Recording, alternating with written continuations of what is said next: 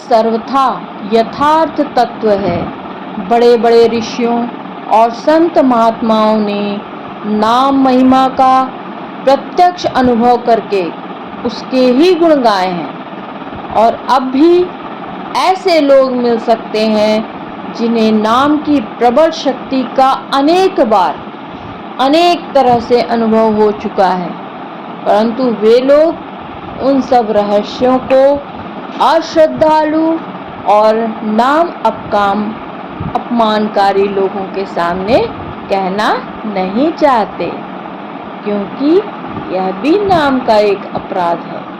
कथाएं हमारे जीवन को सरस बनाती हैं, हमारे नीरस जीवन में ऊर्जा और शक्ति का संचार करती हैं, हमें शक्ति देती है, हमें सुख देती है और हमारी नकारात्मकता हटाकर हमें सकारात्मक ऊर्जा देती है। नमस्ते, मैं शैलजा तिवारी अपने चैनल और आपके चैनल पर आपका हार्दिक स्वागत करती हूँ। आशा करती हूँ आप सब स्वस्थ एवं प्रसन्न होंगे। आज मैं श्री मुचुकुंद की कथा सुनाने जा रही हूँ। सूर्यवंश में इक्ष्वाकु कुल नाम बड़ा ही प्रसिद्ध है, जिसमें साक्षात परब्रह्म परमात्मा श्री राम के रूप में अवतीर्ण हुए। इसी वंश में महाराज मानधाता जैसे महान प्रतापशाली राजा हुए। महाराज मुचकुंद उन्हीं के मानधाता के पुत्र थे। वे संपूर्ण पृथ्वी के एक छत्र सम्राट थे। बल पराक्रम में वे इतने बड़े चढ़े थे कि पृथ्वी के राजाओं की तो बात ही क्या, देवराज इंद्र भी इनकी सहायता के लिए लालायित रहते थे।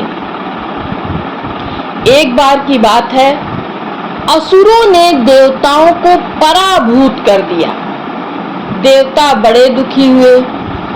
उनके पास कोई भी योग्य सेनापति नहीं था, अतः उन्होंने महाराज मुचुकुंद से सहायता की प्रार्थना की। महाराज ने देवराज की प्रार्थना स्वीकार की और वे बहुत समय तक, लंबे समय तक देवताओं की रक्षा के लिए असुरों से, दैत्यों से लड़ते रहे।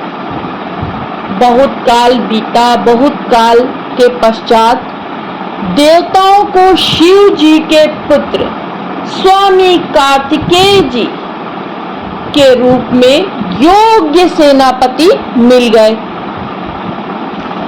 तब देवराज इंद्र ने महाराज मुचकुंद से कहा, राजन, आपने हमारी बड़ी सेवा की। अपने स्त्री पुत्रों को छोड़कर आप हमारी ही रक्षा में लग गए। यहाँ स्वर्ग में जिसे 1 वर्ष कहते हैं, पृथ्वी में उतने ही समय को 360 वर्ष कहते हैं। आप हजारों वर्षों से यहाँ हैं, अतः अब आपकी राजधानी का कहीं भी पता नहीं है। आपके परिवार वाले तो सब के सब काल के गाल में समा गए। हम आप पर बड़े प्रसन्न हैं। देवराज इंद्र ने कहा, मोक्ष को छोड़कर आप जो भी वरदान मांगना चाहे मांग ले, क्योंकि प्रभु मोक्ष के देना हमारी शक्ति के बाहर की बात है। महाराज को मानवीय बुद्धि ने दबा लिया। स्वर्ग में वे सोए ही नहीं थे और लड़ते लड़ते वे इतने थक गए थे। अतः उन्होंने कहा, देवराज, मैं केवल यही वरदान मांगना चाहता हूँ कि मैं भरपूर सो लूं, कोई भी मेरी निद्रा में विघ्न ना डाले। मैं खूब सोना चाहता हूँ और जो मेरी निद्रा भंग करे वह तुरंत भस्म हो जाए। देवराज ने कहा, ऐसा ही होगा। आप पृथ्वी पर जाकर शयन कीजिए और जो आपको जगाएगा वह तुरंत भस्म हो जाएगा। ऐसा वरदान पाकर महाराज मुचकुंद भारतवर्ष में आकर एक गुफा में सो गए। अब सोते सोते कई युग बीत गए। द्वापर आ गया। भगवान श्री हरि ने यदुवंश में अवतार लिया। उसी समय काल यवन ने मथुरा को घेर लिया। उसे अपने आप ही मरवाने की नियत से और महाराज मुचकुंद पर कृपा करने की इच्छा से भगवान श्री कृष्ण काल यवन के सामने से बचकर भागे। काल यवन को अपने बल का बड़ा ही घमंड था। वह भगवान को ललकारता हुआ उनके पीछे पीछे पैदल ही भागा। भागते भागते भगवान उसी गुफा में घुसकर छिप गए जहां महाराज मुचकुंद सो रहे थे। मुचकुंद जी को तो सोने का वरदान था, उन्होंने मांगा ही था। उन्हें सोते देखकर भगवान ने अपना पीतांबर धीरे से उन्हें उड़ा दिया और अपना छिपकर तमाशा देखने लगे, क्योंकि उन्हें छिपकर तमाशा देखने में बड़ा ही आनंद आता है। दृष्टा ही जो ठहरे। काल यवन बल के अभिमान से भरा हुआ घमंड से गुफा में आया। महाराज मुचकुंद को ही भगवान समझ लिया और उनका दुपट्टा जोरों से खींचकर उन्हें जगाने लगा। महाराज जल्दी से उठे। सामने काल यवन खड़ा था और जैसे ही महाराज की दृष्टि उस पर पड़ी वह जलकर भस्म हो गया। अब जो महाराज इधर उधर देखने लगे। भगवान की तेज से संपूर्ण गुफा जगमगा रही थी। उन्होंने नव जल घनश्याम पीत कौशेय वासा वनमाली को अपने सामने मंद मंद मुस्कुराते हुए देखा। देखते ही अवाक रह गए। अपना परिचय दिया, प्रभु का परिचय पूछा। गर्गाचार्य के वचन स्मरण हो आए। ये तो साक्षात पर ब्रह्म परमात्मा जी हैं।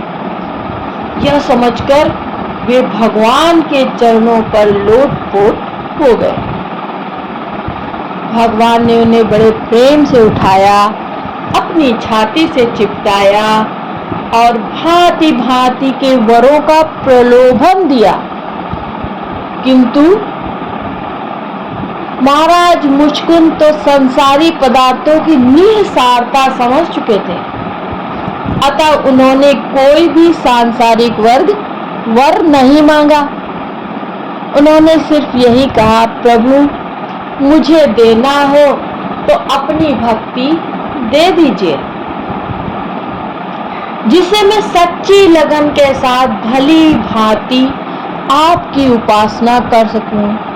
मैं श्री चरणों की भली भांति भक्ति कर सकूं। ऐसा वरदान दीजिए प्रभु। प्रभु तो मुक्तिदाता है, मुकुंद है। उनके दर्शनों के बाद फिर जन्म कहाँ, मरण कहाँ। किंतु महाराज ने अभी तक भली भांति उपासना नहीं की थी और वे मुक्ति से भी बढ़कर उपासना को चाहते थे। अतः भगवान ने कहा, अब तुम ब्राह्मण होगे सर्व जीवों में समान दृष्टि वाले होगे, तब मेरी जी खोलकर अनन्य उपासना करना। तुम मेरे तो बन ही गए।